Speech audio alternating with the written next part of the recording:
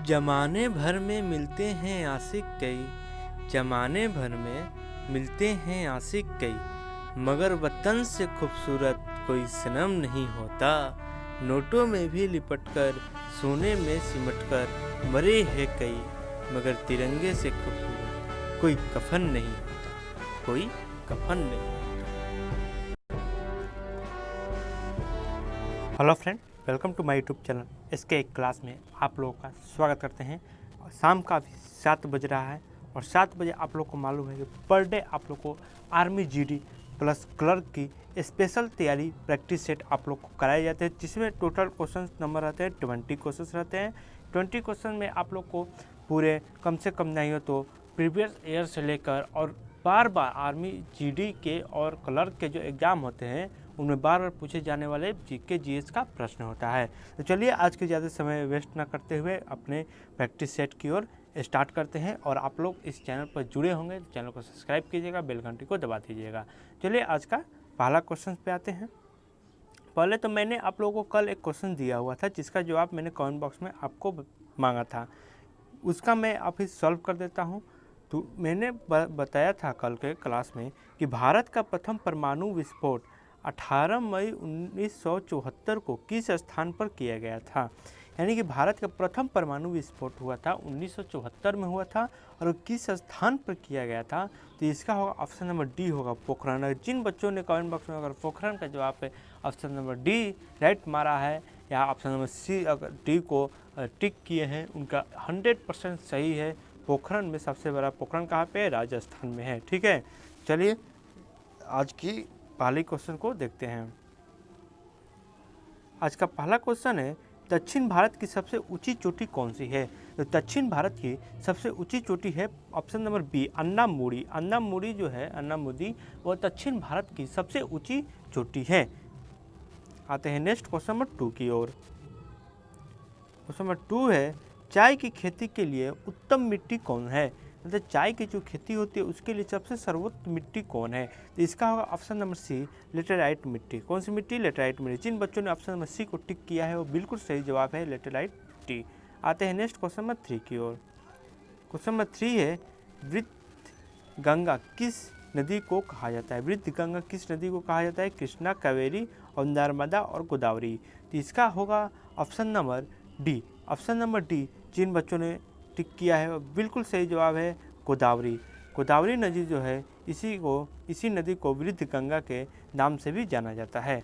आते हैं next question number 4 की ओर। क्वेश्चन नंबर 4 है, दक्षिण की गंगा किस नदी को कहा जाता है? दक्षिण की गंगा किस नदी को कहा जाता है? तो ये होगा ऑप्शन नंबर सी कावेरी।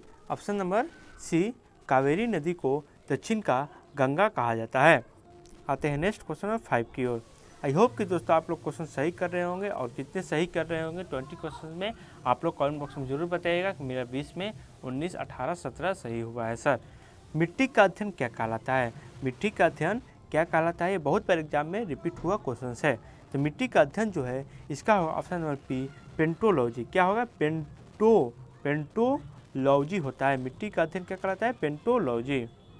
आते हैं नेक्स्ट क्वेश्चन नंबर 6 की ओर। क्वेश्चन नंबर 6 है कि भारत का एकमात्र सक्रिय ज्वालामुखी किस द्वीप पर स्थित है? एकमात्र सक्रिय ज्वालामुखी है और किस द्वीप पर स्थित है? तो इसका होगा ऑप्शन नंबर ए बायरन द्वीप। कहाँ पे? बायरन द्वीप जो अंडमान निकोबार में है। ओके, वहीं पर एक ज्वालामुखी है जो कि बहुत ही क्या है, एक सक्रिय, मतलब अभी वो वहाँ से लवा निकलता है। सक्रिय ज्वालामुखी है बायरन द्वीप। आते हैं नेक्स्ट क्वेश्चन नंबर 7 की ओर। क्वेश्चन नंबर 7 है, सोमपैस जनजाति कहाँ के निवासी हैं? सोमपैस जो जनजाति है वो कहाँ के निवासी है? जिसका होगा option number B right answer Nicobar द्वीप। निकोबार द्वीप अंडमान और निकोबार, अंडमान अलग है और निकोबार अलग है दोस्तों, ये चीज़ आप याद रखिएगा। ठीक है, तो निकोबार द्वीप पर सोमपैस जनजाति निवास करती है। आते हैं नेक्स्ट क्वेश्चन नंबर 8 की ओर बढ़ते हुए। क्वेश्चन नंबर 8 है, न्यू मूर द्वीप कहाँ पर स्थित है? न्यू मूर द्वीप कहाँ पर स्थित है? इसका होगा ऑप्शन नंबर डी। जिन बच्चों ने टिक किया है वो बिल्कुल सही जवाब है, बंगाल की खाड़ी।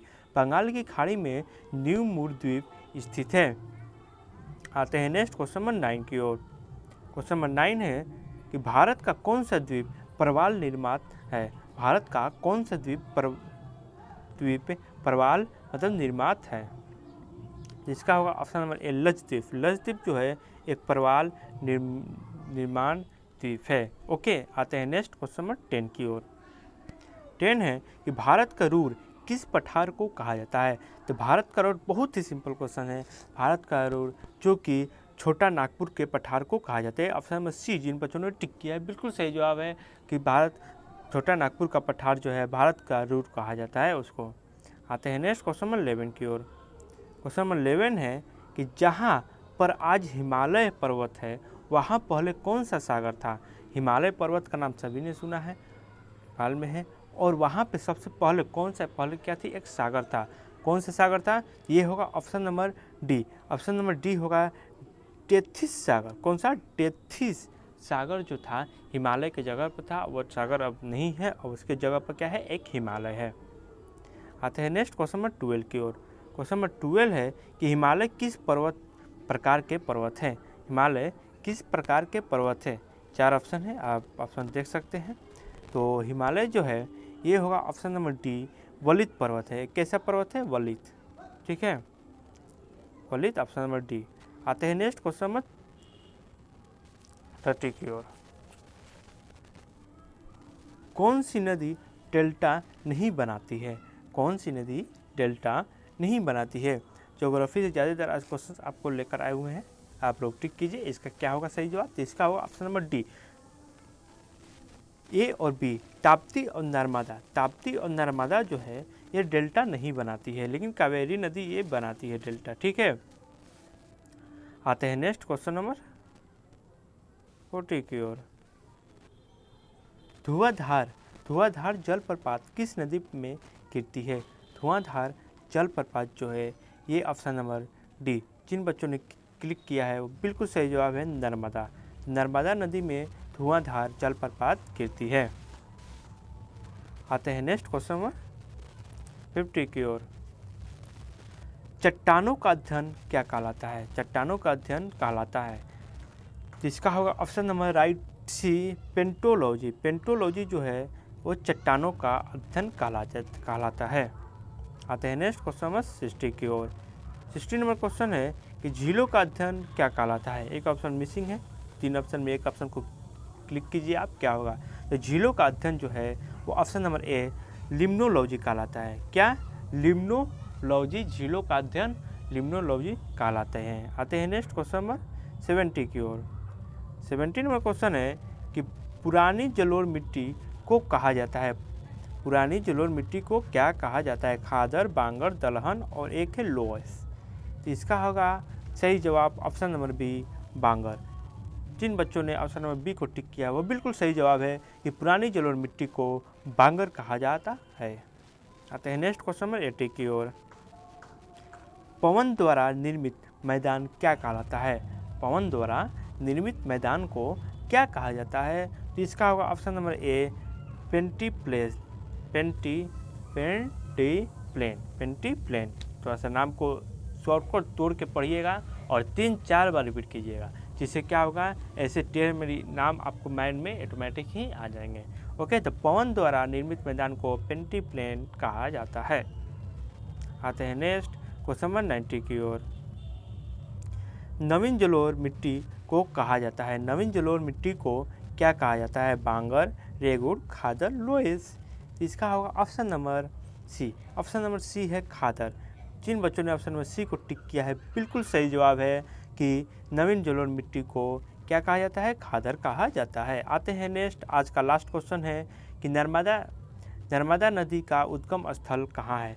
तो नर्मदा नदी का उद्गम स्थल बच्चों ऑप्शन नंबर डी, अमरकंटक। जिन बच्चों ने ऑप्शन नंबर डी को क्लिक किया है वो बिल्कुल सही जवाब है, ऑप्शन नंबर डी जो है नर्मदा नदी का उद्गम स्थल है। अब आज का क्वेश्चन है आप लोग के लिए कि ब्रह्मपुत्र नदी को तिब्बत में किस नाम से जाना जाता है। ब्रह्मपुत्र नदी को तिब्बत में किस नाम से जाना जाता है। दिहांग, हुगली, सांगपो या मानस। ये 4 ऑप्शन है, एक ऑप्शन को आप कमेंट बॉक्स में बताइए इसका क्या होगा और इसका जवाब दीजिएगा। इसका आंसर आप लोग को अगले वीडियो में मिल जाएंगे। चलिए, अब अगर आप लोग को ये वीडियो अच्छा लगे और मेरा सेट प्रैक्टिस सेट 20 क्वेश्चंस आप लोग कराएं, कितने सही किए मेरे कमेंट बॉक्स में बताइएगा। और चैनल पर नए होंगे तो चैनल को सब्सक्राइब और बेल घंटी को दबा दीजिएगा, ये आपकी जिम्मेदारी बनती है। तो चलिए आज के लिए इतना ही, मिलते हैं नेक्स्ट कल। जय हिंद, जय भारत।